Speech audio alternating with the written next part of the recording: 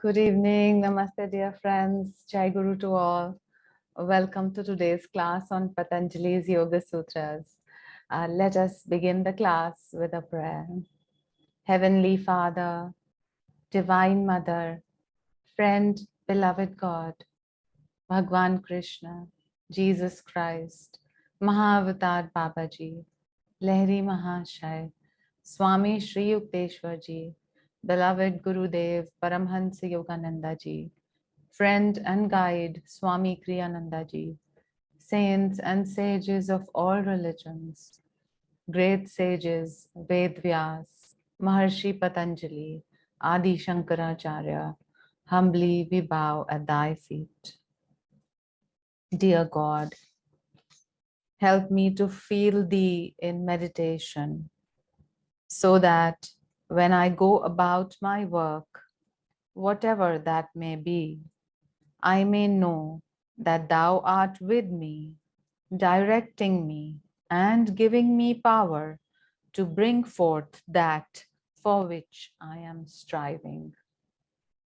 Om Shanti, Shanti, Shanti. Let us invoke the presence of the Gurus by singing the hymn to Brahma.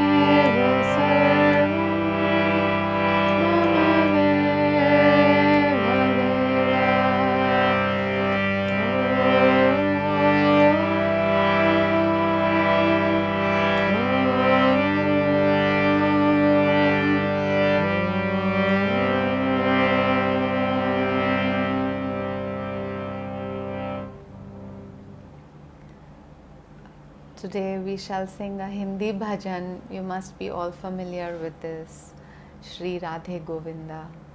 As we sing this bhajan today, we remember Lord Krishna. So with closed eyes, visualize the beautiful, the glorious Lord Krishna, the one with a murali in his hand, with a tilak on his forehead, a vanmala of flowers on his around his neck, and a yellow colored robe, and think of the gopis and Radha around him, and just feel his presence, feel his smile and love in your heart.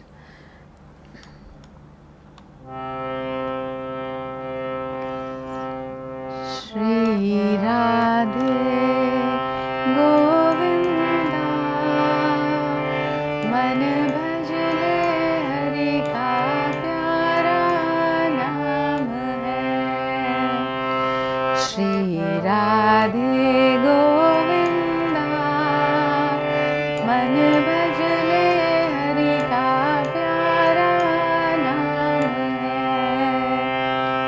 Gopala Hari का प्यारा नाम है।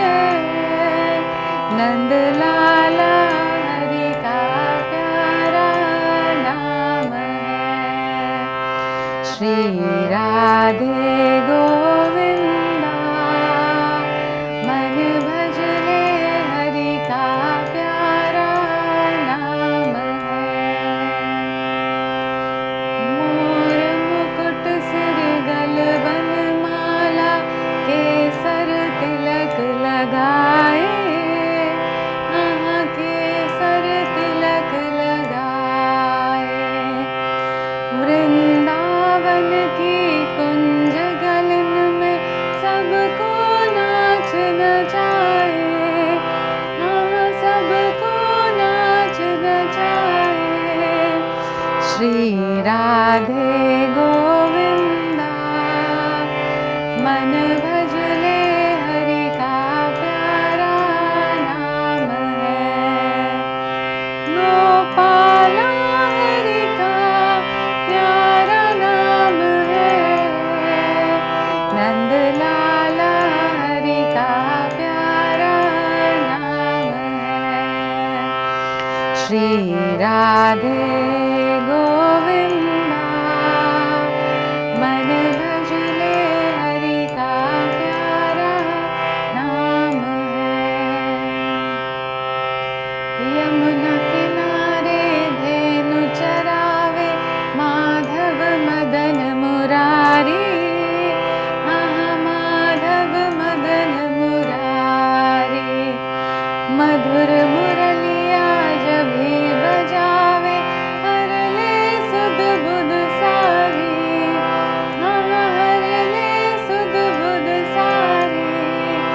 श्री राधे गोविंदा मन भज ले हरि का प्यारा नाम है। गोपाला हरि का प्यारा नाम है। नंद लाला हरि का प्यारा नाम है।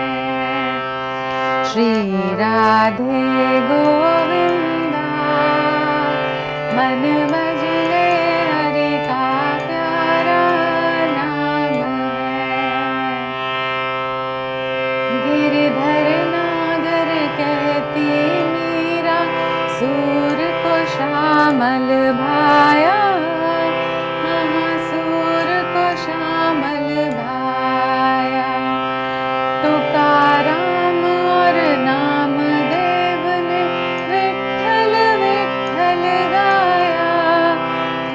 विठ्ठल विठ्ठल गाया। श्री राधे गोविंदा मन भज ले हरि का प्यारा नाम है। गोपाला हरि का प्यारा नाम है। नंद लाला हरि का प्यारा नाम है।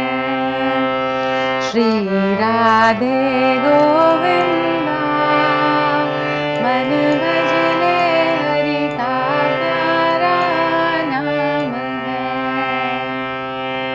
राधा शक्ति बिना न कोई श्यामल दर्शन पावे। श्यामल दर्शन पावे। आराधन कर राधे राधे कान्हा भागे आवे। कान्हा भागे आवे। श्री राधे गोविंदा मन भज ले हरि का प्यारा नाम है। श्री राधे गोविंदा मन भज ले हरि का प्यारा नाम है। गोपाला हरि का प्यारा नाम है।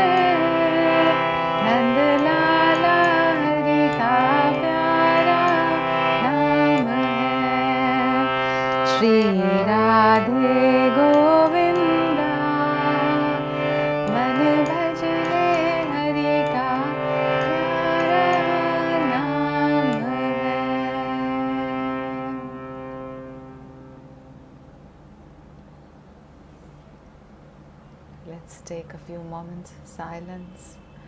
Continue to feel the presence of Krishna in your heart.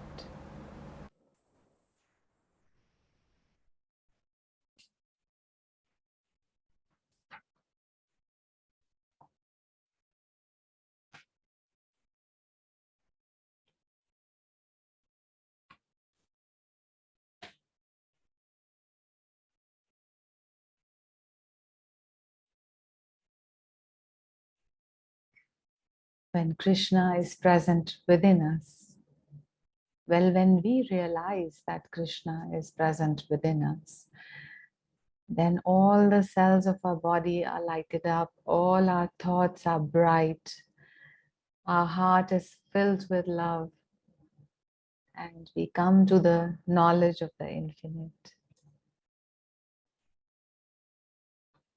Let us now read a few thoughts by Swami Kriyananda on good health. And let us think of good health, the body, mind, heart, and soul. Good health is more than a state of not being ill. It is a radiant state of inner well-being. Physical illnesses may be cured by medicines. No medicine, however, can induce the state of boundless energy which comes when every cell in the body cooperates with the mind willingly, joyfully, and in all that it seeks to do. Such radiant well-being comes after the mind has been cleared of every shadow of unwillingness, of fear, and of doubt. When one has learned to say yes to life, and when one has learned to love. Let us do the following affirmations multiple times. My body cells obey my will. They dance with divine vitality. I am well. I am strong. I am a flowing river of boundless power and energy. My body cells obey my will. They dance with divine vitality. I am well. I am strong. I am a flowing river of boundless power and energy. My body cells obey my will. They dance with divine vitality. I am well. I am strong. I am a flowing river of boundless power and energy. Mentally follow this prayer.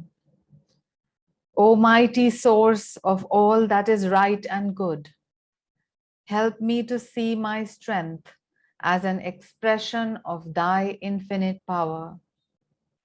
Let me banish the darkness of disease. It is forever foreign to thy light. Om, peace, amen.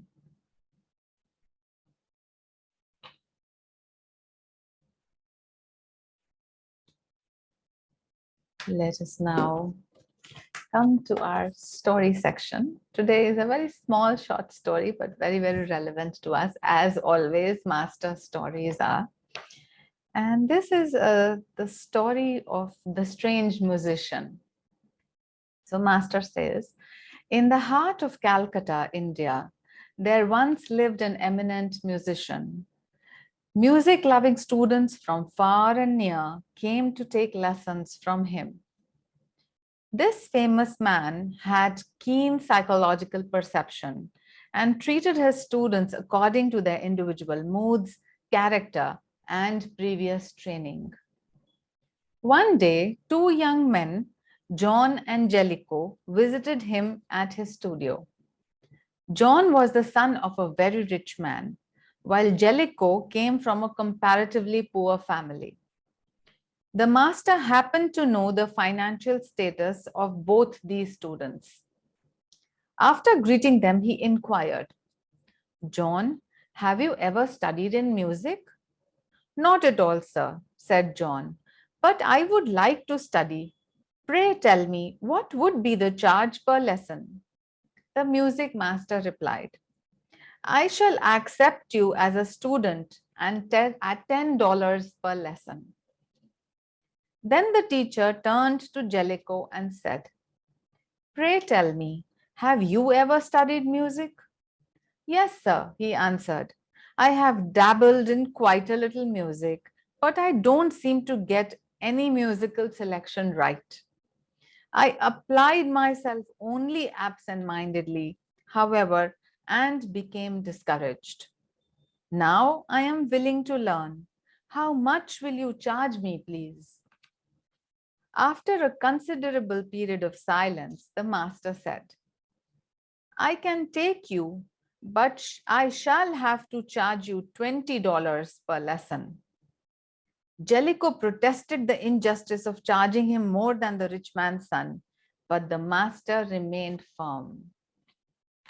"Son," the maestro explained, "I shall have to charge you $10 for training you to forget the incorrect musical language that you have, and $10 more for teaching you what I know." Very interesting, isn't it? So here we are. We have learned so many wrong things in many wrong ways, which have brought us out of harmony from the universal rhythm. And so master has to, work double with us. First, he has to make us unlearn what the wrong conditionings we have learned, and then he has to put the right knowledge in us. So what master says after this story, he says, "The whims of fickleness and the mental excitement of love of the new are real deterrents on the spiritual path. Sampling one church after another, one teacher after another, collecting an incompatible hash of ideas is a sure formula for developing theoretical indigestion. The way to wisdom lies in assimilating truths into one's own personal realization, not in the amassing of concepts left untried and unproven. The method of finding God is different from the methods of gathering knowledge and storing it in the brain employed by universities to educate specialists in any field. Even so, medical students, for example, will never learn their specialty if they roam willy-nilly from subject to subject, switching from one medical institution to another and listening to a few lectures at each, but not going through intensive training in the necessary courses in an effectively integrated program to earn a degree. The serious spiritual aspirant also needs to commit to the time and lessons necessary for self-realization, to the practice of those proven methods that have produced God-knowing saints. Master says, "In my teachings, real spirituality has been sifted out of doctrinal beliefs and untested truths to show how to create within yourself a fit temple for the divine to come. My only purpose is to awaken God within you. As far as you want to go along the spiritual path, I can show you. And if you practice the techniques, you will never feel stagnation in your progress. These teachings impart harmonious development of body, mind, and soul. I have not come to bring a new denomination of sectarian religion, but a super technique by which you can tune your body, mind, and soul with the highest contact of God. March on with this truth, and you shall feel new wisdom and new vitality and strength within you. Using these studies and meditating regularly, you shall find such happiness, such answers to all your problems. Don't be satisfied with words. Have actual experience of truth. Have self-realization." Om Shanti, Shanti, Shanti. It is the style of master to explain the highest truths in the way of stories and just small sentences. He can just, so whatever he said in the story and what he said after that is the gist of the entire spiritual path. So we have already are on a path. We have a path in front of us. We have the guru guiding us. He is shining the light upon the path for us. Now, instead of looking left, right, back, we just need to follow that light single pointedly, single heartedly. And then if we do that, we're going to slowly, now think of yourself, just visualize this vision, that there is a path which is lighted by the sides, and there is a strong light which is shining upon you coming from that, just like light coming on the stage from the projector at the back of the hall. So think the spotlight is there on you, it is shining upon you. You can also see the source of that light. Now you just have to walk towards that light and just visualize that every atom of your body is, as you walk towards that light, that every atom is actually getting dissolved into that light, and it is becoming that light. And that your ego-ness, the I-ness, is also dissolving, and eventually all the atoms of your body and all the thoughts and all the feelings, they just convert into light, and they just float in that atmosphere, and they become photons of light itself. They become light itself. Such is the path of self-realization. Such is the path that has been shown to us by our guru. And now all we have to do is we have to just walk on it sincerely and single pointedly, and don't waste time and energy looking here and there, exploring untruths, exploring ideas that have not been worked upon. Now, for ages, people have walked on this path and reached self-realization. So can we, and we shall determine to do the same. By walking on this path, we shall be self-realized in this lifetime. Om Guru. Om, Om, Om. Okay. So let's come to the continuation of the study of Patanjali's Yoga Sutras. We are studying the 4th chapter, or Kaivalya Pad. And till now, what we have read is that Patanjali has explained that how can one gain siddhis. There are 4 ways. One method is through chemicals. One method is, he says, through, because of previous work in previous lifetimes, you can have siddhis even at birth. The other third method is asceticism, a mortification of the body, intense tapasya. And the final method, he says, is going into samadhi. And then he says, out of all these methods, samadhi is the best way. So when we should aim, and Master has given us the path that takes us towards samadhi. And actually, we are going towards samadhi, not worrying too much about the siddhis. Whether we get those powers or not is not important. We may get them because it is scientifically proven that, once you're on this path, you do get certain powers, but you just acknowledge their presence and you move ahead. Because remember, we have all the atoms of our body have to get converted into light. And if we don't do that, our mortal flesh will stay the same, and we'll get, right and left towards siddhis and powers and get entangled more in delusion. So we have to just dissolve ourselves into that light. So we go towards samadhi and we do not bother too much about the siddhis.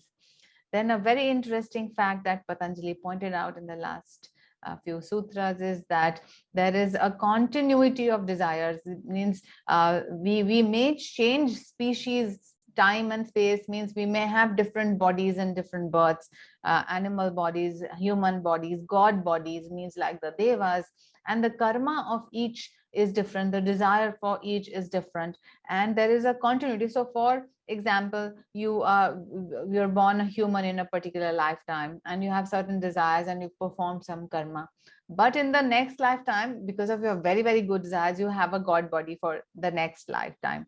So, but your human desires will not be fulfilled in the God body, because the God body doesn't need to eat, it doesn't need to drink, it doesn't need to do the various things that the mortal flesh requires. So all those desires are kept in abeyance. They are stored in the astral spine as samskaras and vrittis. And then when again one has a human birth, then according to past karmas then and present conditioning, those desires and those things come out up up again. And similarly, if you have certain things done in the animal body, then you have to go to the animal body to kind of finish them. But in the state of samadhi, so why is this human body and the human body so priceless? Is when you are in this human body, then you can, by achieving the state of samadhi, you can understand and know fully that you were never the doer. So your own personal desires were actually never your own, and because the ego is actually also being played by God. So once you realize in the human body through this vehicle, you gain that nirvikalpa samadhi, and you know that it was always God playing all the various roles, whether it was an animal like existence or plant like existence, a human like existence, or a God like existence. All of that, by godlike means I mean devis and devatas. So all of those roles were being played by God. So once we realize in this human form, then we needn't again and again be born in various, jati kal or and samay, different species, time and places. So therefore the importance of samadhi, and that is why this chapter is also called Kaivalya Path. So once you have gained that Kaivalya, then there is no need for further desires and further births and rebirths. And then in the next Sutra number 7, Patanjali explained about the types of actions. So it says for a normal person, there are 3 types of actions: good actions, bad actions, and mixed actions. And he calls them white, black, and mixed. So, Shukla Paksha, Krishna Paksha, and mixed. So, but for the yogi, all actions that are neutral, they have no color. And he understands that God is the doer, and he does not cling the fruits of his action to himself. And as he becomes egoless, those actions anyway don't come back to him. They go out. All the good actions are, distributed among the disciples, the followers, the family, friends of the person performing them, like the avatars. Okay. And yes, so that's what we have done till last time. And now we come to Sutra number 10. Sutra number 10, Patanjali says, Tasa mana ditvam cha shisho nityatvat. Meaning, thirst for happiness being eternal, desires are without beginning. So that is why, the Buddha said that this is a beginningless and endless the creation that goes on and on and on. It's because we are born from happiness. And since Satchidananda has divided us into individualized souls, we think we are individualized souls, but because of that division, because of the power of Maya, because it is our nature to be happy, therefore we have always sought happiness. And because we have always seeking something, means there is a desire. So there is a desire to be happy. And this is beginningless. This is also eternal, just as creation is, it is also eternal in the sense, without beginning. A question arises, if birth is according to one's vasanas, and vasanas are formed by karmas, then what is the origin of the first birth-giving desires? And so this basically, everybody asks this question, that how did the first desire come in? And actually this sutra actually answers that it is beginningless. But because our human life is of a limited time frame, and we are used to seeing everything in terms of time, that there has to be a beginning and there has to be an end, and therefore it is beyond our intellect to understand beginninglessness and endlessness. But this is how it is. Swami Kriyananda ji says, since the desire to live and be happy is eternal, those impressions have no beginning. Each fresh experience is built upon the tendency generated by past experience. All experience is preceded by desire for becoming happy. Therefore, desire is without beginning. So if we do want to understand a bit of it, that is the only theory, that it's because it is our nature to be happy, because we are made of Satchidananda. Therefore, we always seek happiness. And Satchidananda is going to be our nature always, whether in this body or not in this body.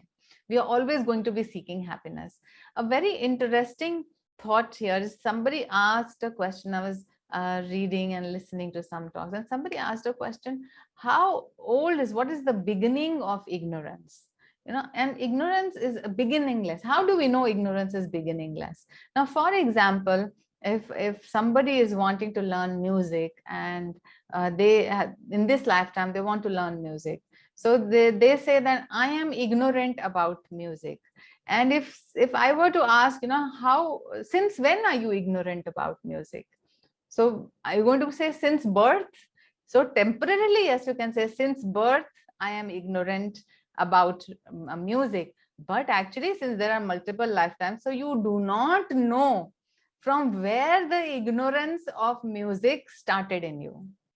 It is beginningless. Very interesting. These are thoughts to ponder. The scriptures have talked about them in a very interesting way. So our ignorance is beginningless, but the beauty is that the minute the light shines, the darkness goes. That means the minute you bring in the knowledge of music, however long your ignorance has been, it will be dissolved. It will finish. Okay. Similarly, somebody says, I do not know physics, and you ask, okay, since how long have you been ignorant about physics? You don't know in the past from where it began. But the moment you start reading and understanding physics, you bringing the knowledge of physics, then that ignorance goes away. Now, a very interesting thing to note here is that the knowledge that is brought in has to be same as the ignorance. That means if I am ignorant about mathematics, then I have to bring in the knowledge of mathematics to that light has to come to actually solve a problem of ignorance of maths.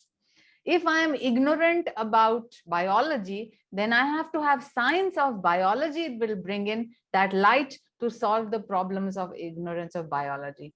If I am ignorant of biology, but I'm bringing knowledge of physics, it is not going to solve the problem of ignorance in biology.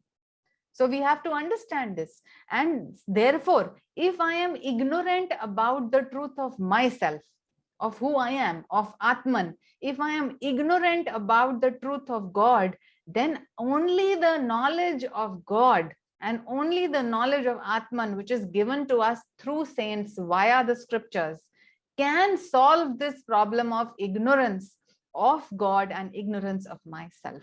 So my knowledge of physics, maths, biology is not going to solve the problem of ignorance about God. So we have to be very clear on this. Therefore, I need the Guru, because my ignorance is about God and Guru is the one who knows God. He has already walked the path. He is already, telling us the way to come to God. Therefore, we need him. It's very, very simple, not difficult to understand at all. Okay, so we be clear on this. And similarly, our ignorance about ourself or about God is also beginningless. We do not know from where it started. But the moment we shine the light of self-realization, of God realization, we start to come into that light that the Guru has brought for us.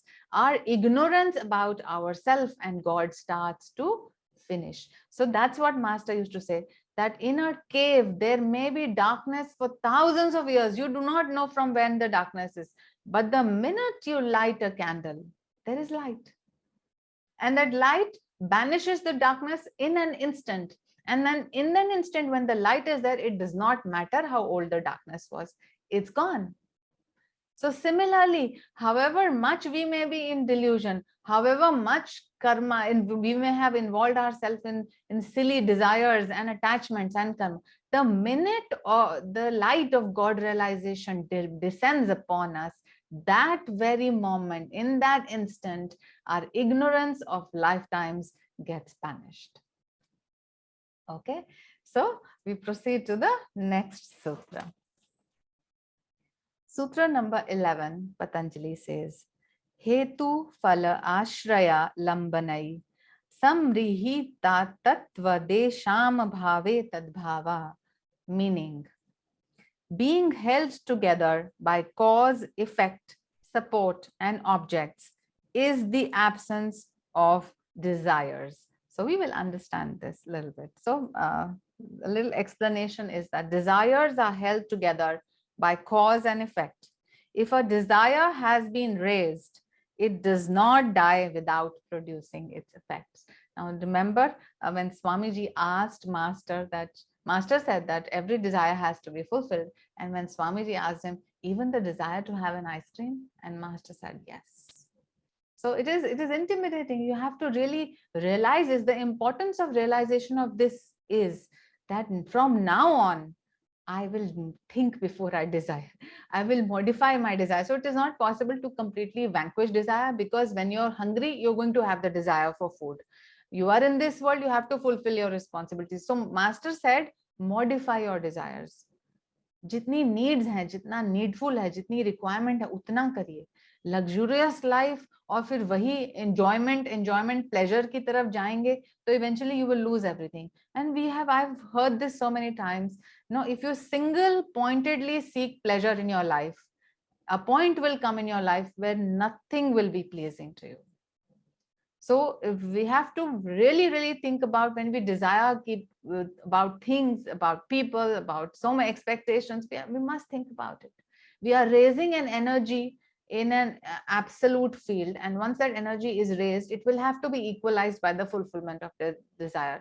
और इसीलिए इतने जन्म जन्मांतर का यह खेल है, क्योंकि एक जन्म में सभी डिजायर्स पूरी नहीं होती हैं, और बाद में जब वो पूरी होती हैं, चाहे वो अच्छी हैं चाहे वो बुरी, आपको समझ ही नहीं आता आपने कब से शुरू किया था, ये कहाँ से आ रहा है. सो इसीलिए आज से हमारा क्या काम है, आज से हम अपने थॉट्स को, अपने विचारों को बहुत क्लोजली वॉच करेंगे. हम अलर्ट रहेंगे कि कोई बेकार की डिजायर्स तो नहीं उत्पन्न हो रही हैं, क्योंकि हमारे पास्ट हैबिट कंडीशनिंग की वजह से डिजायर्स होंगी. बाहर का जो मेला है रंगीन, उसको देख के हमारे अंदर डिजायर्स उत्पन्न होंगी. लेकिन एक योगी जो है वो एक अवेक रहता है, वो बिल्कुल ध्यान से उन पर वर्क करता है और वो सेपरेट कर लेता है कि ये जरूरी है, ये मुझे करना है, ये मेरा धर्म है, कर्म है, ये मुझे करना है, बाकी सब अननेसेसरी है, मैं ये हटा सकता हूँ अपने मार्ग से. तो इसीलिए वो अपना वेट जो है वो लाइटन कर सकता है रास्ते में, और ये बहुत बहुत ध्यान देने की बात है. The mind stuff is the great storehouse, the support of all past desires, reduced to samskara form. Until they have worked themselves out, they will not die. Moreover, so long as the senses receive the external objects, fresh desires will arise. If it be possible to get rid of these conditions, means the cause, the effect, the support, the object, then the desires will be vanquished. Swami Kriyananda ji says, the characteristics of personality and desires being held together by action and reaction, desire and attachment, disappear upon the cessation of these. Okay, so a big question is, first we, as Master said, we said modify your desires. And what did the Buddha say? Very important. How can we eventually get rid of desires? A point comes for, first we modify our desires, and then when we are into bhakti, when we know that God is taking care of our needs, then a point comes that you don't even need to desire. A point comes where you don't even desire for food, or you don't even desire for money, because you know that you are being fed by the grace of God. You are, your finances and everything is being taken care of God. So point comes where जो modified desires हैं उनकी भी जगह की जरूरत नहीं होती है. So उस point तक हम पहुंचे कैसे is the question. So uske liye, what is the reality of life? First, I'll just talk about the Buddhist way of thinking. And what did the Buddha said? He said there are 4 noble truths. So let's just see these 4 noble truths. Try and see if this is applicable to you. So the first noble truth is dukkha, or suffering. This is an innate characteristic of existence in the realm of samsara. So there is suffering in this world. ये एक truth है. This is the first noble truth. जो इस truth को ignore करते हैं, लोग सोचते हैं कि हम यहाँ प्लेजर सीकिंग के लिए आए हैं, लोग समझते हैं हम यहाँ मजे करने के लिए आए हैं, ये लोग समझते हैं हमें मजे लूटना चाहते हैं. They want to grab pleasantries from this universe. They don't know that they are involving themselves in further suffering, because it is the nature of this world. Suffering is the nature of this world. Master said, Krishna says to Arjuna, get away from my ocean of misery and suffering. So the first realization, and I think I've talked about this, that why there is suffering, because everything is impermanent. Abhi pleasure aaya, kal nahi hai. Anityam, anityam, sarvam anityam. Everything is momentary. Shanikam, shanikam, sarvam shanikam. And because it is there is momentary, it is actually empty. This shunyam, shunyam, sarvam shunyam. And because of that, you cannot expect eternal happiness from this. Therefore, dukham, dukham, sarvam dukham. This is the first noble truth. The minute you realize that this is the truth of existence, now you turn towards Satchidananda. And therein come the Vedas and tell you that beyond the stage of suffering in this life, if you go towards your own Atmic self, if you move towards the highest truth of who you are, then you can go beyond suffering. Okay, Anson. So now what is the second noble truth of Buddha? He says, it says samudaya, means origin. What is the origin of this dukkha? So he says, the origin of this dukkha is Trishna. Trishna is what? Craving, desire and attachment. So desire, let's say take the word desire and craving. So अब ये बात हमें आज जान लेनी है कि अगर मैं दुख में हूं तो सबसे पहले तो मैंने कहीं ना कोई डिजायर करी है, इसीलिए मैं आज फंसा हूं. अब वो इस जन्म की डिजायर है, वो पिछले जन्म की डिजायर है, हमें नहीं भी याद है तो भी कोई बात नहीं, बट हमने कोई डिजायर किया, हमने कोई एक्सपेक्टेशन किया, इसीलिए मैं इस दुख के जंजाल में फंस रहा हूं. सो द कॉज ऑफ दुखा in this world is desire. Noble truth number 3, nirodha or cessation. The cessation of this dukkha can be attained by renouncing Trishna and attainment of nirvana. So now Buddha shows the way. Okay, so he says there is suffering in this world. This suffering is because of your craving and your desire. But the way out of suffering is to renounce desire and to go towards nirvana. So that's what we are studying. Samadhi, we're going towards Samadhi. We want to go towards Kaivalya. We want to go towards God realization. We want to go towards self-realization, where we understand that everything is one. Once we go on that path, then our suffering will cease and we will be able to renounce our desires. And the fourth noble truth of Buddha is marg or mag in Pali. It says mag, this path. The noble eightfold path leads to the renunciation of Trishna and cessation of dukkha. So now he says कि वो अब मार्ग क्या है, अब ये बता दिए फैक्ट्स, अब चौथे में वो मार्ग बताते हैं, और वो मार्ग जो है वो उन्होंने 8 फोल्ड बताया है. जिस तरह से पतंजलि के अष्टांग योग हैं, जिस तरह से जीसस क्राइस्ट की 10 कमांडमेंट्स हैं, और हमारे पतंजलि के अष्टांग योग में छुपे यम और नियम है, इसी तरह बुद्ध ने अपने 8 फोल्ड मार्ग बताया है, जिससे हम डिजायर्स को रिनाउंस कर सकते हैं और हमारी सफरिंग सीज हो सकती है. और ये क्या है 8 fold path? Let us understand. So the first is right understand. Just name them because इसका कुछ हद तक हम समझते हैं ऑलरेडी, अदरवाइज ये तो कई क्लासेस का मुद्दा है अगर हम पूरा 8 फोल्ड पाथ पे ही चले जाएंगे. So I just name this. First is right understanding. Second is right intention.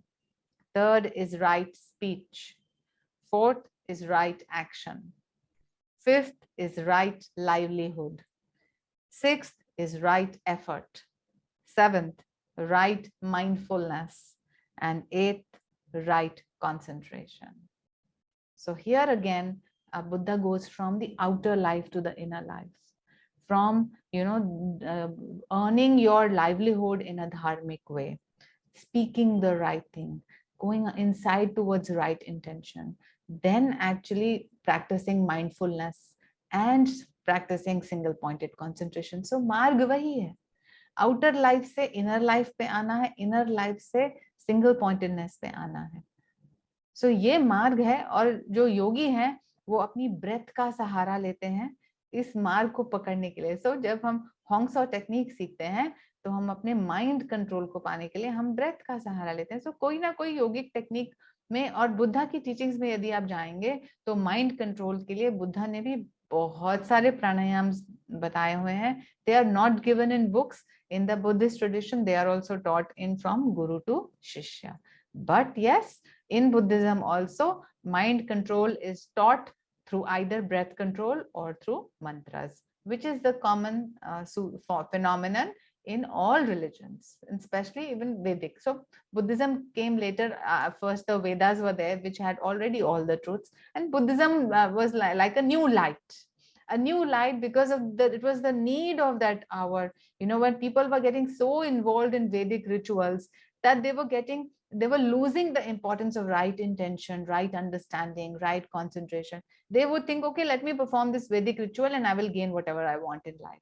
So they were only doing the karma kand part of the Vedas, forgetting the jnana kand part of the Vedas, which tell us how, what is the highest knowledge, what is the highest gain, what is the highest action, and what should we do. So because of that, Buddha came, and he is also considered an avatar of Vishnu. So the avatar of Buddha came at that time where people were getting lost, and he brought a new frequency, a new light to uplift people. And this is a beautiful path that he gave. Okay, so again, let's remember the important points. This world is a world of suffering. The cause of suffering in this world is desire. The cessation of suffering or dukkha happens if we renounce desire and if we move towards nirvana. And the path to achieve nirvana and to renounce desire is the eightfold path that we just talked about. Okay, coming to Sutra number 12, chapter 4. Patanjali says, Atita anagatam swarup atostya dvarabhedad dharmanam, meaning the past and future exist in their own nature. Qualities have different ways. So qualities जब यहाँ बोला जा रहा है तो गुणों की बात आ जाती है. तो हमने जब भगवत गीता पढ़ी थी तो हमने सत्व, राजस, तमस गुण जो है यूनिवर्स की, उनकी बातें करी थी. और ये हम सूत्र की जो पतंजलि की लैंग्वेज है वो हमेशा मिस्ट्री से उलझी होती है, तो हम उसको खोलने की कोशिश करते हैं, समझने की कोशिश करते हैं कह क्या रहे हैं. The past and the future have their own reality, and they appear less important as compared to the present, which is currently manifest. But for the yogi, there is dissociation from past actions in the samadhi state as he realizes that God is the doer. So his karma does not become the cause of his rebirth.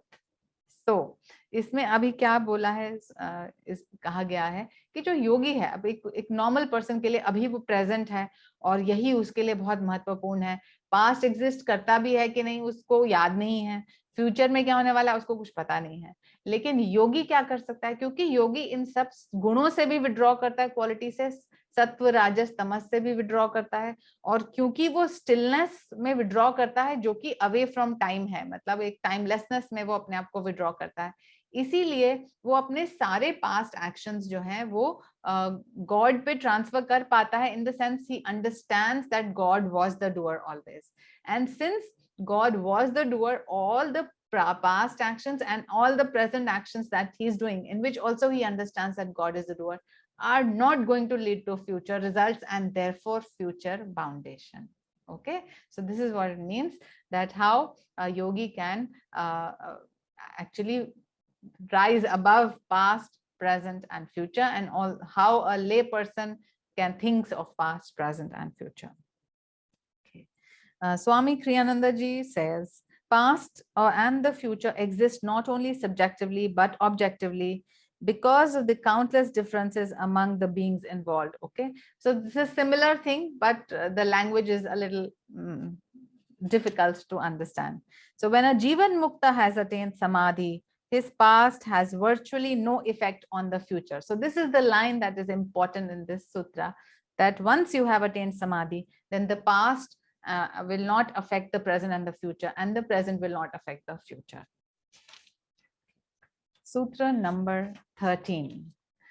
Te vyakta sukshma guna atmanah, meaning the desires, means, and the desire, we should remember, are based on the substratum of cause and effect and so on, are manifested or fine being of the nature of gunas. So here we must remember that we are the Atmic self, Satchidananda, which is beyond the manifested universe in a sense. So we are beyond the gunas.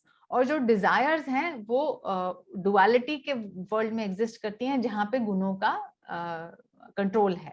सो ये अगर हम ये realise कर लें कि हम आत्मिक self हैं, तो ये डिजायर्स हम पे अफेक्ट नहीं कर सकती हैं, और अगर डिजायर्स हमें अफेक्ट नहीं कर सकती तो कर्म भी हमें छू नहीं सकता, और फिर हम इसीलिए हम फ्री हो जाते हैं. Swami Kriyananda ji says, whether manifested or latent, these characteristics belong to the nature of gunas. The three gunas are present everywhere to varying degrees of outward manifestation from spirit. Even sattva guna, though it is the highest and good quality, is still a vibration and therefore separate from undifferentiated spirit. So, इसमें ये स्वामी जी हमें बता रहे हैं कि जब तक हम डुअलिटी की दुनिया में हैं, तब तक हम अपनी तरफ से बेस्ट भी कर लें, तभी भी वो कर्मा मतलब एक मूवमेंट है, it's a vibration. If we are thinking a good thought, even that is a vibration in the ocean of absolute stillness. Okay, so if you are thinking a good thought, we are speaking good words, we are doing a good action, these all belong to the category of sattva guna. But it is still a created existence, means आप still एक moving world में हो, आप still माया में हो, क्योंकि आप पे किसी ना किसी गुण का असर है, आप duality में हो. जो योगी है वो इस डुअलिटी से और ये तीन गुणों के चक्कर से ही मुक्त हो जाता है. वो अपने आप को उस एब्सोल्यूट स्टिलनेस, जिसको चैतन्य कहते हैं, कुटस्थ चैतन्य या क्राइस्ट कॉन्शियसनेस कहते हैं, वो अपने आप को उसमें एस्टैब्लिश कर लेता है. और इसीलिए उस पे समय का, काल का, देश का, जाति का, गुणों का और ये द्वैत का कोई असर नहीं होता, क्योंकि वो अद्वैत में एस्टैब्लिश हो जाता है, जो कि इस यूनिवर्स का या इस एग्जिस्टेंस का एब्सोल्यूट फाइनल ट्रूथ है. तो जब वो ये जान लेता है तो फिर वो आराम से इससे राइज कर पाता है. अब ये जो बातें हैं ये साउंड बहुत हैवी करती हैं और बहुत बड़ी करती हैं. इसकी आप बिल्कुल भी अपने मन में ये धारणा ना डालें कि ये क्योंकि कॉम्प्लिकेटेड साउंड कर रहा है इसलिए आपके बस की बात नहीं है. ये गलत थॉट है. ये शास्त्र हमारे तक आता है और गुरु हमारे तक आता है तभी जब उनको पता है ये हमारे बस की बात है. कभी भी जो है एक पीएचडी का जो भी टीचर हो तो वो फर्स्ट क्लास को पीएचडी की बातें नहीं बताता है. तो यदि गुरु हमें इस समय पर ये बातें बता रहे हैं तो वो जानते हैं कि हमारी अंडरस्टैंडिंग इतनी डेवलप्ड है कि हम इसको प्राप्त कर सकते हैं. तो बिल्कुल ये मत सोचिए दैट सेल्फ रियलाइजेशन और गॉड रियलाइजेशन या आत्मिक ज्ञान जो है वो आपके पहुंच से परे है. नहीं है, वो हमारी पहुंच में ही है. In fact God is at hand. We are the atman always. हमारे ऊपर जो डिल्यूसिव डिजायर्स और अटैचमेंट्स चिपक गई हैं वो हमें हमारे रियल नेचर को अंडरस्टैंड नहीं करने दे रही हैं. Otherwise we are always Sachchidananda, we are always the atman, we are always the truth. But the truth is being hidden by layers of thoughts and desires and all of that. So हमने क्या करना है, जितने भी योगिक चीजें हैं उनसे हमने ऊपर सुपरफिशियल लेयर्स को उतार देना है और फिर अंदर एब्सोल्यूटनेस ही एग्जिस्ट करती है. We are that one absolute, we are made of the one God substance, that is the truth. So जब हम अपने आप को योगिक प्रैक्टिसेस से और गुरु की ग्रेस से उस इनर लाइट में एस्टैब्लिश करते रहते हैं तो अपने आप की दुनियादारी सब छूट जाती है और आप अपने आप में खुश रहने लगते हैं. This is the sign of spirituality. If there was just one sign of spirituality, it is inner joy. And I am sure जितने लोग यहाँ बैठे हैं जो कुछ टाइम से, कई सालों से क्रिया कर रहे हैं, कुछ टाइम से, वो बता पाएंगे कि जर्नी के बिगिन में उनका खुशी का लेवल क्या था, अभी खुशी का लेवल क्या है, and how conditioned is that happiness. मतलब पहले ये होता है कि कोई चीज अच्छी हो गई हमारी लाइफ में तो हम खुश हो जाते थे, उसके अगले दिन फिर सैड हो जाते थे, कुछ बुरा हो गया तो फिर दुख में चले गए. अभी you would see that your life is it's getting equalised. आप एक्साइटेड नहीं होते हो लेकिन आप प्रसन्न रहते हो. कुछ बुरा भी हो जाता है जीवन में तभी भी आप इन कंट्रोल रहते हो. प्लस आप लाइफ से बहुत ज्यादा एक्सपेक्ट करना छोड़ देते हो. You just do what you have to do. And you remember जो गीता का ज्ञान है, कर्मण्येवाधिकारस्ते मा फलेषु कदाचन, means you just do what you have to do. अपने आप उसके फल अपने आप आता है, उसके बारे में आप सोचते नहीं हो. तो इसीलिए बिल्कुल भी ये धारणा नहीं डालनी है कि ये मेरे से नहीं होगा, या मेरे बस की बात नहीं है, या ये मेरे लिए किसी और के लिए शास्त्रों में लिखा गया है। नहीं, हम इतने ग्रेट मास्टर के डिसाइपल्स हैं, ये टीचिंग्स हमारे लिए ही हैं और मास्टर स्पेशली हमारे लिए ही लाए हैं, और ये हमारे अधिकार क्षेत्र में है। It is our right and our duty to become one with God. Always remember that and keep striving. Do not feel ashamed or guilty या मुझसे नहीं हो रहा, गिर गए कोई बात नहीं, उठो, झाड़ो, आगे बढ़ो, लगे रहना है. जिस दिन भाग नहीं सकते धीरे चलो, क्रॉल करो, लेकिन लगे रहना. एक बार मालूम हो गया दिशा क्या है, मालूम हो गया मार्ग क्या है, बस चलते रहो, करते रहो. और गुरु भाइयों का जो साथ होता है वो बहुत ही प्राइसलेस होता है, क्योंकि जब एक की एनर्जी डाउन जाती है तो बाकियों की जो अपलिफ्टेड एनर्जी होती है वो उसको उठा लेती है. तो जब यदि हम साथ मिलके ग्रुप एनर्जी में आगे बढ़ते हैं तो हमारे लिए बात इजी हो जाता है. बढ़ना तो सभी ने भगवान की तरफ है, लेकिन जब सेम लाइक माइंडेड पीपल होते हैं, सेम फ्रीक्वेंसी होती है, जब सीकिंग ऑफ ट्रूथ होता है एक साथ, तो हमारा मार्ग हमें आसान लगने लगता है, इजीली अचीवेबल होता है. इसीलिए जो सत्संग है और संघ होता है, ये सबका बहुत महत्व है. ठीक है. So we talk the last sutra for today is sutra number 14 and that is Parinam ekatva dvastu tattvam, meaning the unity in things is from the unity in change. Though there are three substances, their change being coordinated, all objects have their unity. अब ये तो बहुत ही confusing बात लगती है ना, लेकिन हम इसको सिंप्लीफाई करेंगे. फॉर एग्जाम्पल, अगर हम एक मिट्टी के बर्तन देखें, एक मटका है, मतलब एक घड़ा है, एक वास बना हुआ है, फ्लावर वास है, एक छोटा सा दिया बना हुआ है, एक जार बना हुआ है, ये सारे डिफरेंट लगते हैं. So there is the substances appear different but there is a unity in them. What is the unity? कि वो सभी क्ले से बने. अगर भगवान की मूर्ति जो है मिट्टी से, चाहे आप माता की मूर्ति बनाओ या कृष्ण की बनाओ, शिव की बनाओ, बुद्धा की बनाओ, उनकी एक कॉमन रियलिटी, ऊपर से सब डिफरेंट लगते हैं और शायद उनके पर्सनालिटी ट्रेट्स भी हमारे शास्त्रों के हिसाब से थोड़े फर्क हो, जबकि eventually there is one unity. The common unity is कि वो सभी आइडल्स उस क्ले के बने हैं. And the common unity behind all these gods and goddesses also is that they are made of one consciousness. Okay, now for example, water is the common uniting feature of all the waves of the ocean itself, all the rivers, all the water vapor in the air and the clouds. तो ये सब चीजें अलग लगती हैं देखने में, but इनका कॉमन चीज क्या है? Water is common. H2O molecule is common to all of them. So अब वाटर जो है आपको ओशन में नजर आ रहा है, वो इवेपोरेट होके वाटर वेपर बन गया, उसका चेंज आ गया उसके अंदर, लेकिन वो वाटर H2O मॉलिक्यूल H2O ही रहा. फिर जाके वो ऊपर हाई राइज किया तो वो क्लाउड बन गया, कंडेंस हो गया तो क्लाउड बन गया, फिर वहां से प्रेसिपिटेट हुआ तो वो रेन बन गया, फिर जाके वो नीचे वाटर बॉडीज में इकट्ठा हो गया. तो ये निरंतर चेंज के पीछे भी एक यूनिटी है. So there is an apparent difference, there is an apparent separateness, yet there is something which unites them all. And similarly हमें जितने जीव जंतु आसपास अपने दिखते हैं, एक तो ह्यूमन स्पीशीज में इतनी वैरायटी दिखती है, इतने तरह तरह के लोग हैं, इतने डिफरेंट पर्सनालिटीज हैं, इसके अलावा कितने तरह के जीव जंतु हैं, इतने पेड़ पौधे हैं, इतनी वैरायटी, इतने बैक्टीरिया, वायरस, दुनिया भर की चीजें हैं, अनइमेजिनेबल हैं. लेकिन उन सब के पीछे एक कॉमन फैक्टर है और वो है God consciousness. That one Brahman, that one Sachidananda has divided itself into all of these, and though it appears separate and it appears varied and different, yet the truth is that there is one. And that is why again this chapter is called Kaivalya Path, and Patanjali will point us again and again back to the source. There is only one, there was only one, we are also that one, and there shall be one. In that oneness, there is no time, there is no place, there is no separation. We are all manifestations of that one God. With that thought, let us send healing vibrations, the power of these teachings to soul everywhere. Let us pray together. Divine Mother, thou art omnipresent. Thou art in all thy children.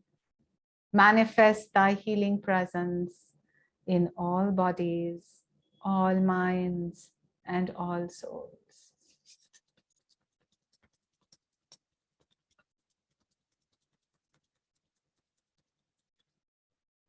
Oh.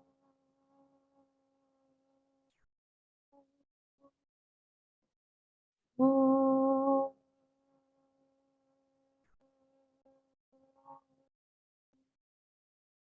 Oh.